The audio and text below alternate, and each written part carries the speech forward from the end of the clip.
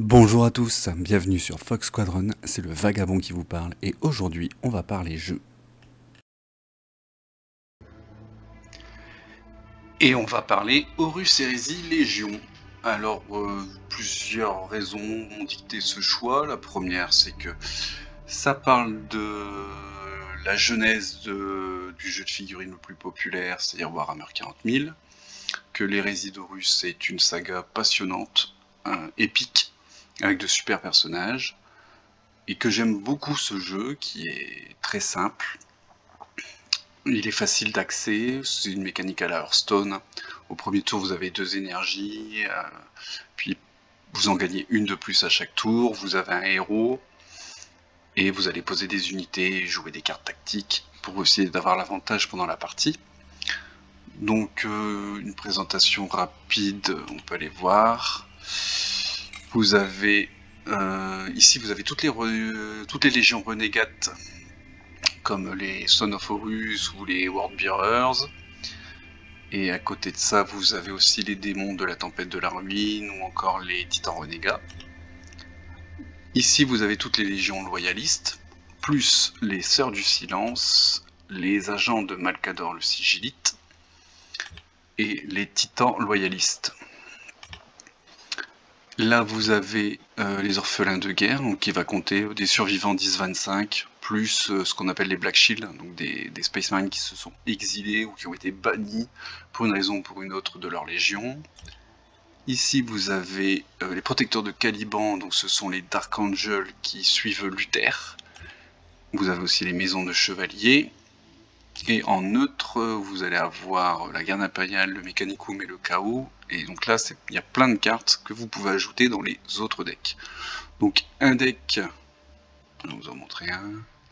Ici j'ai un deck, donc vous avez un commandant, donc là j'ai Tibaltmar.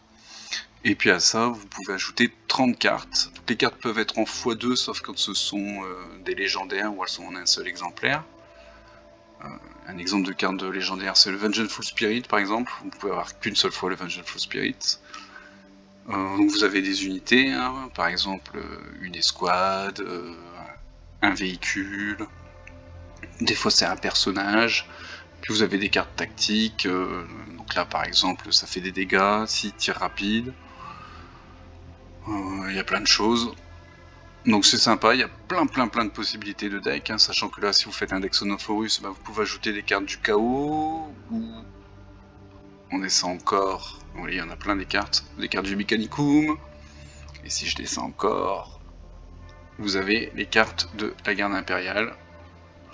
Voilà, donc il y a énormément de possibilités. Voilà, donc là je vais vous montrer le jeu rapidement à travers la campagne. Donc on y va, c'est parti. Alors la campagne, c'est ici. Et là pour les 2 prochaines semaines, c'est la campagne des Emperor's Children. Le thème c'est la trahison de Fulgrim. On va aller voir ça. Donc on commence avec Saul Tarvitz ou Zahul Tarvitz si vous préférez. Moi j'ai pris l'habitude de dire Saul et je trouve que c'est plus joli que Zahul. Donc on y va. Donc on commence la partie avec un deck réduit. Il doit y avoir que 15 cartes au départ. On n'a pas les personnages à fond. Voilà, donc je vais essayer ça, hop, un truc moins cher, ouais. Donc on commence avec 3 cartes si on est premier joueur, 4 si on est deuxième, même 5 puisqu'on a une carte bonus. Donc là la capacité de Tarvitz c'est ma prochaine carte du tour coûte 1 de moins, mais bon, hop. Et la capacité spéciale de la Légion des Emperor's Children c'est perfection. Donc quand on utilise toute l'énergie restante pour poser une carte qui a perfection, on déclenche un effet. Donc ouais, là c'est pas très intéressant. Donc je vais faire ça. J'attaque et je passe. Ok.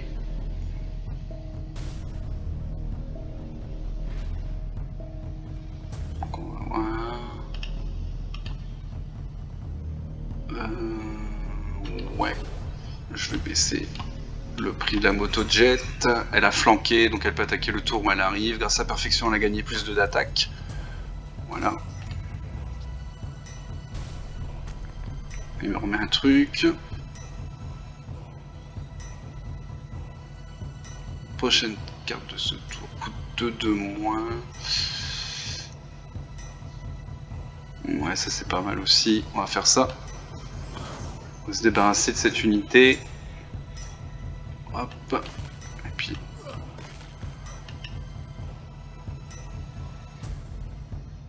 Ouais.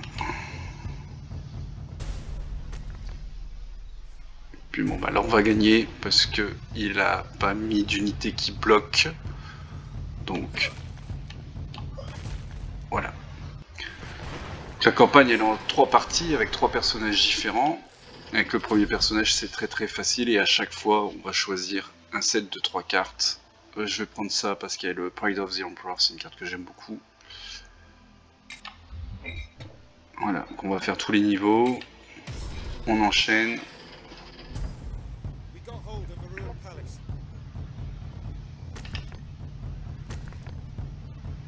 C'est pareil, j'ai encore des trucs qui coûtent un peu cher. Hop, je les change, c'est un peu mieux.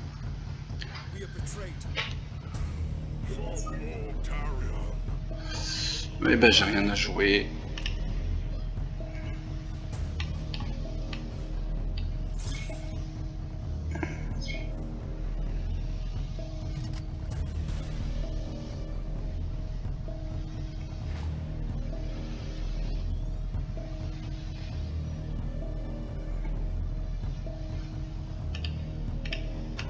On va baisser le coup.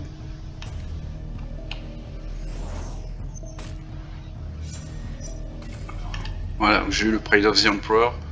Ça met 7 dégâts et perfection, il retourne dans mon deck et il coûte 1 de moins. C'est pas mal. Ah, ça c'est fort. Ah, il met pas les dégâts au commandant. Je crois qu'avant il le faisait.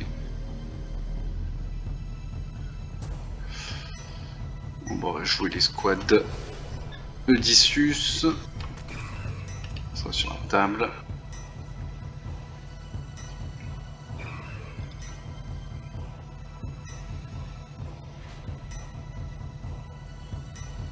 On va jouer le chaplain.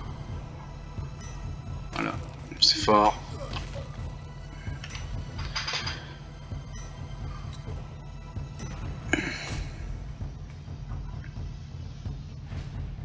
Et c'est gagné.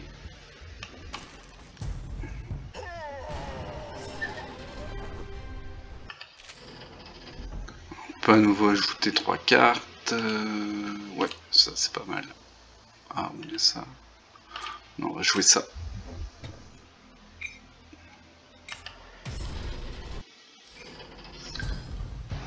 On affronte Aximand.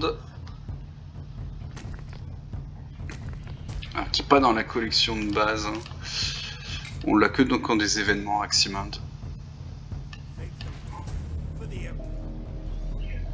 Et si vous connaissez un peu le fleuve de l'hérésie, il y a tous les autres membres du Mournival. Hein. Il y a Abaddon, Loken et Torgadon.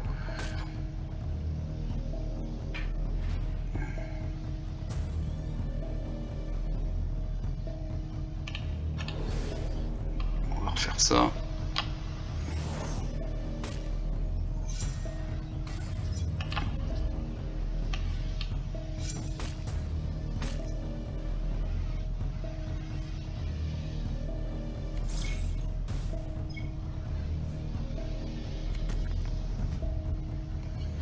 Ouais, c'est pas bien grave. C'est pas rapide ça. Ça a flanqué attaque surprise. Ok. Ouais, ça marchera pas. On va faire ça.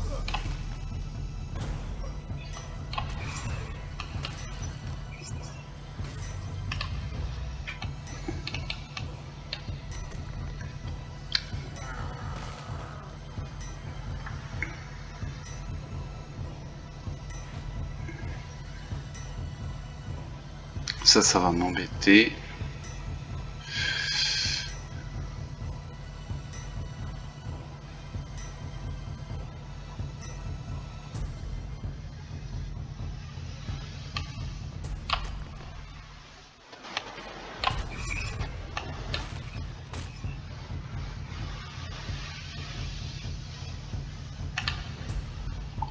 pas prendre le risque d'attaquer.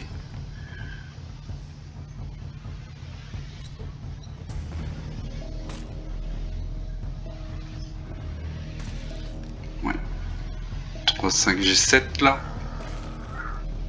Alors il me reste 4 pour 6. Voilà, c'est gagné. Je joue ça à perfection, il met des dégâts au commandant. Voilà, et c'est gagné.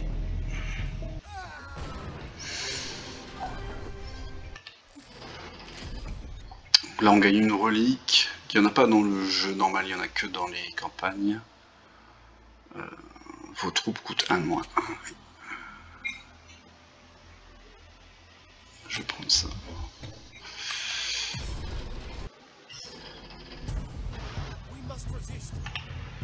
Ah ben, on va combattre Charmosian. Ça c'est cher. Ah, c'est pas mal. Voilà, mes troupes coûtent 1 de moins, c'est fort.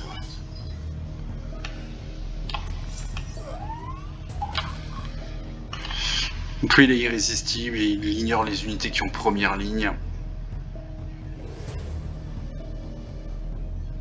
Ouais.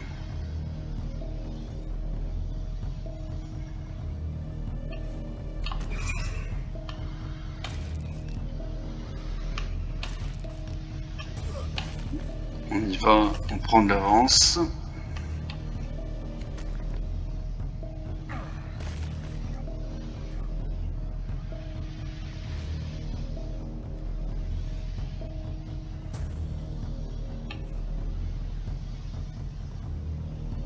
J'ai bien envie de jouer ça.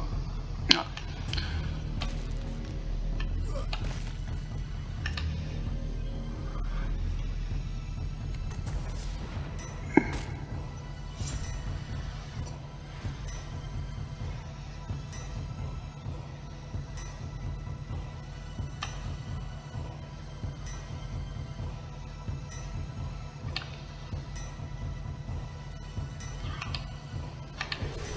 On va mettre un gros truc.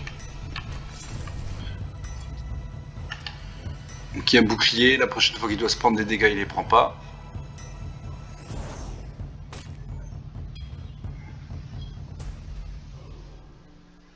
Super. Donc là j'ai assez. Ouais, c'est gagné.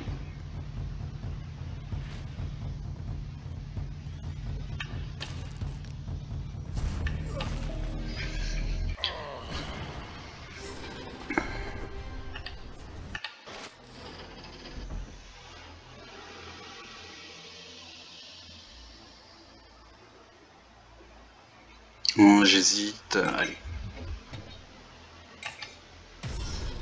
Lucius.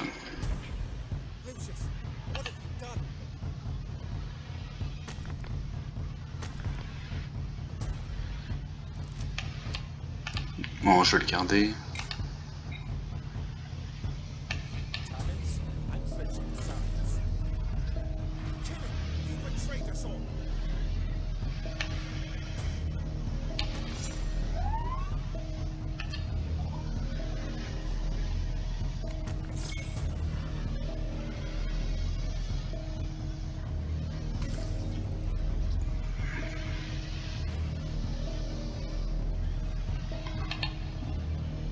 On va jouer un chaplain tout de suite, parce que quand il arrive, il donne une marque du chaos. Ouais, c'est fort. Voilà, on se débarrasse de ça.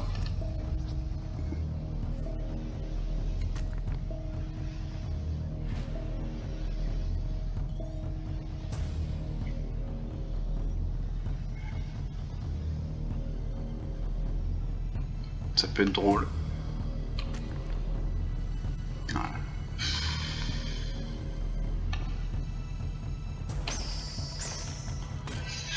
Quelle est la marque de Slanesh? Donc il a eu terreur. Il prend pas de coups si l'unité adverse a une force plus faible.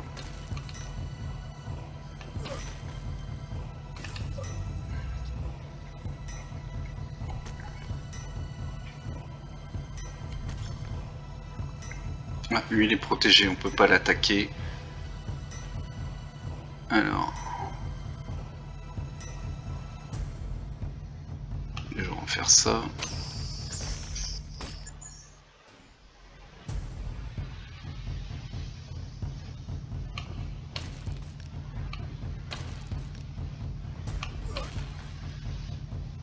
On va tout poser, pas se prendre la tête.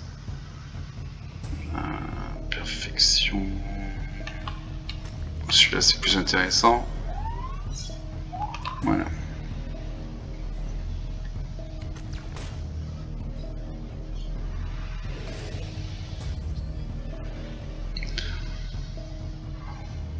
Ouais, bon bah c'est gagné.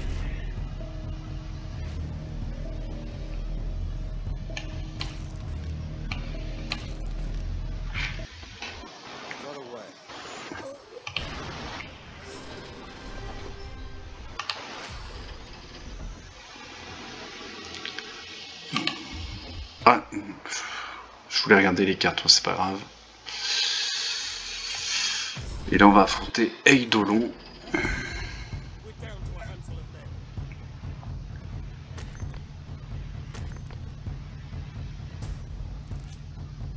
On va garder.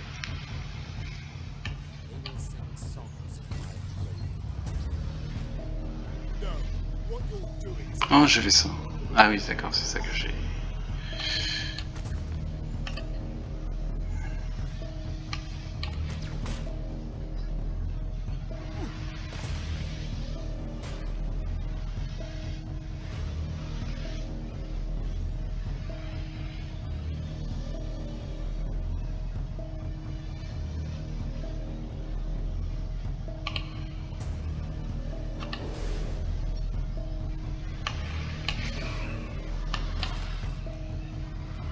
Ah, j'ai fait n'importe quoi. Bon, tant pis.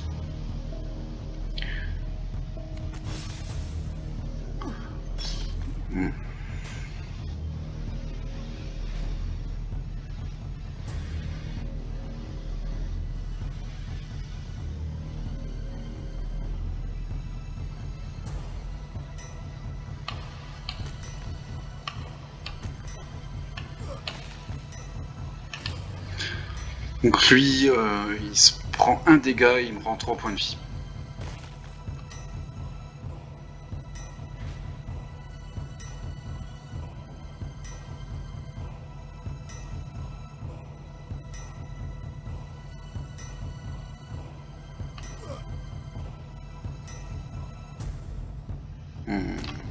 Embête lui.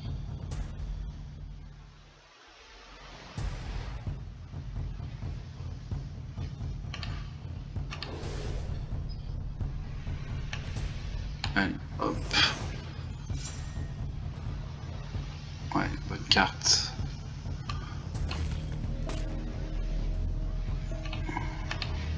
Ah, j'ai plus d'énergie.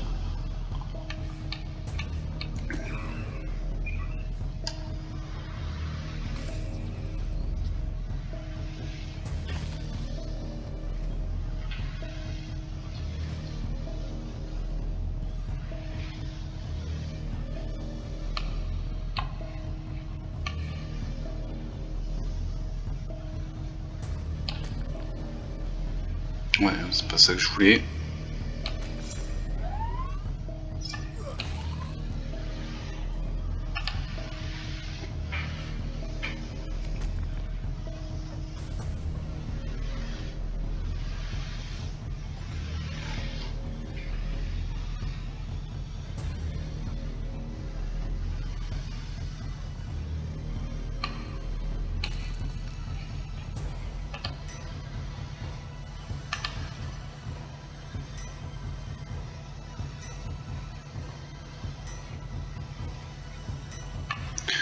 Ouais, j'aimerais bien qu'il ait le bouclier.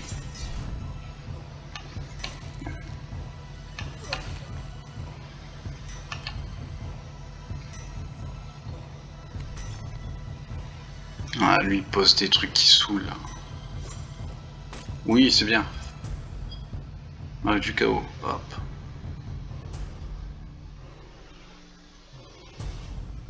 Ouh, c'est violent. Lui, au début de chaque tour, il gagne une marque du chaos. Troupe.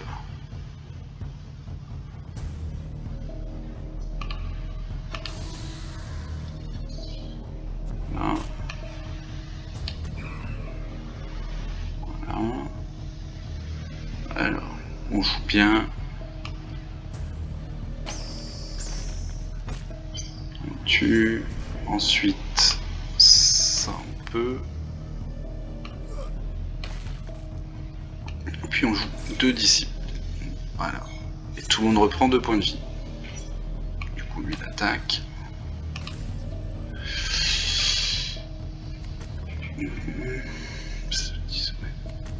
Bon, bah, il a perdu. Bon, je peux même faire ça. Tiens, c'est rigolo.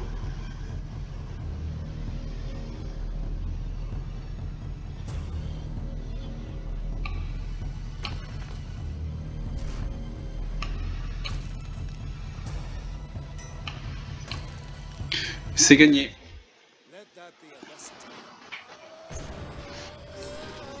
Donc là, c'est très facile. Hein.